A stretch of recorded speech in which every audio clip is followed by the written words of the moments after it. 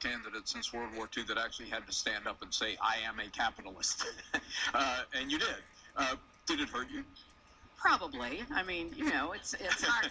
It's hard to know, but I mean, if you're in the Iowa caucuses and 41% of Democrats are socialists or self-described socialists, and I'm asked, "Are you a capitalist?" and I say yes, but with appropriate regulation and appropriate accountability. That probably gets lost in the, oh my gosh, she's a capitalist. I'm a Democrat. I'm a Democrat. What's the difference between a Democrat and a socialist?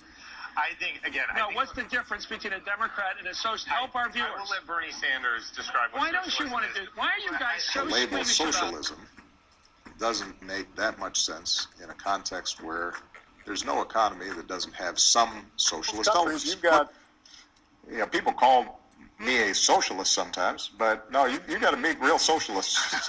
You'll have a sense of what a socialist is. I'm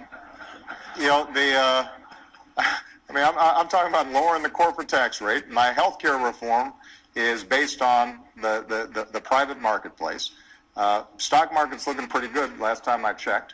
And it is true that I'm concerned about growing inequality in our system, but nobody questions the efficacy of market economies in terms of producing wealth and innovation and keeping us competitive. See around the globe the maldistribution of wealth, the desperate plight of millions of people in underdeveloped countries.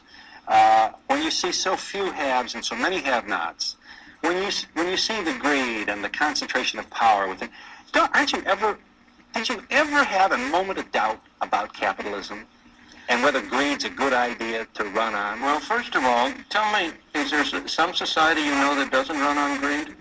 You think Russia doesn't run on greed? You think China doesn't run on greed? What is greed? Of course, none of us are greedy. It's only the other fellow who's greedy.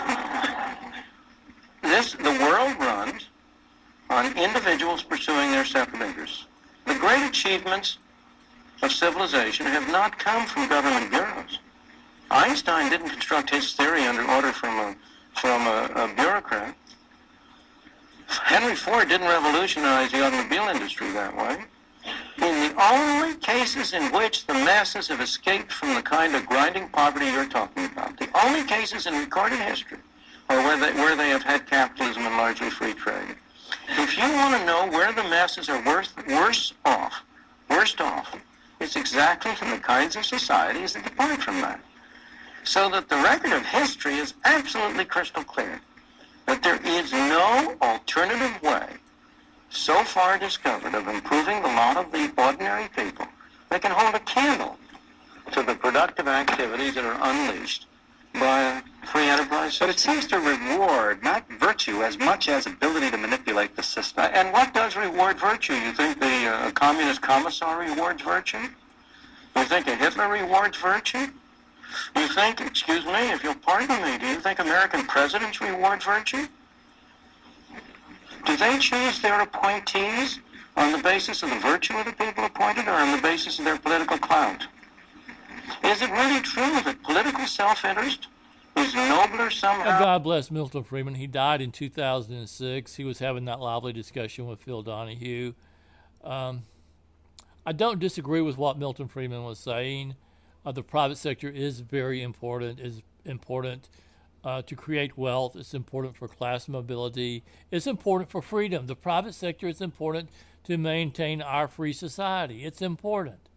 That said, you can't dismiss the role of government either. The government is also important for police protection. It's important for fire departments. It's important to work in unison with the private sector to build roads. It's important to work in unison with airlines and such to build airports. The government has its role. You can't dismiss the role of government.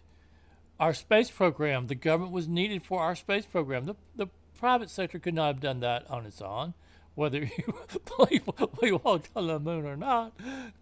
For whatever it was, the government was important. Even if it's a total hoax, the government was important for that hoax. Yeah, But the point is that the government is important, the private sector is important, and the government and the private sector very often have to work together to accomplish the goals that our society needs to accomplish. Now, the government also has a role to establish an economic floor, that when the private sector is not hiring enough people, when the private sector is not generating enough wealth for the American people, the government has a role to set an economic floor that the people will not fall below. Should an honest person be treated worse than a criminal in jail? Should an honest person be treated worse than a criminal in jail? At least provide people outside jail the same economic floor you provide the people in the jail. Seriously. The government has a role. And when you get off on the debate of socialism versus capitalism, like Barack Obama said, it's a label, it's a mindless debate. Forget the term socialism, forget the term capitalism. The government has a duty. The government has a duty to make sure that the American people do not fall below an economic floor. You can call that socialism, you can call that whatever you want to call it, but it is a duty. And to try to dismiss that duty by calling it socialism is a cop-out. What do you think of a mother who doesn't take care of her child? What do you think of a mother who doesn't take care of her child, who neglects her child? What do you think about that woman? You don't think very well of that woman, do you? You feel sorry for that child. Look at the government as the mother. Look at the population as the children of that mother. That government, that mother, has a duty to her children. You take care of your children. Call it socialism if you want. Call it whatever you want to call it, but it's a duty. And engaging in some mindless debate on the differences between socialism and capitalism just to avoid that duty, that is as certain as God himself, to ignore that duty is reprehensible. Now, did Hillary Clinton lose the election because she was capitalist? Or did she lose the election because she was neglectful? She didn't understand the duty of government.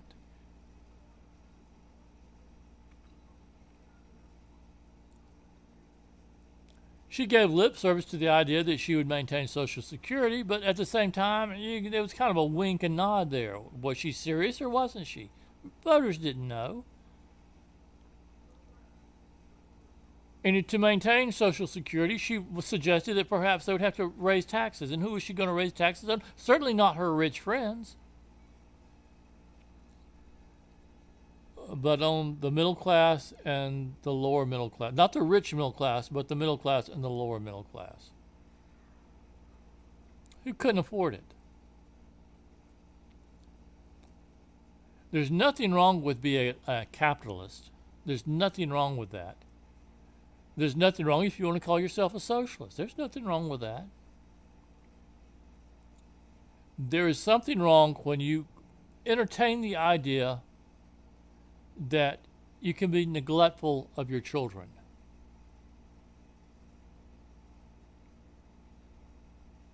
There's something wrong with that. There's something wrong with that.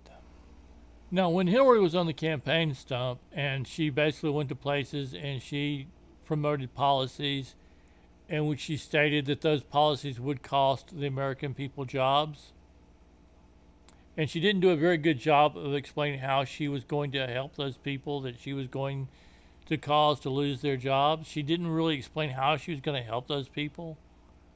She may have gave some muddled explanation, a half-hearted explanation. But basically, it was like she'd come across as proud that her policies were going to cost the American people jobs. That was the deciding factor. That was the deciding factor in costing her the election. Much thanks for watching and listening. I do appreciate it. Thank you. I don't care whether you're a socialist or a capitalist. Love you anyway. Yeah.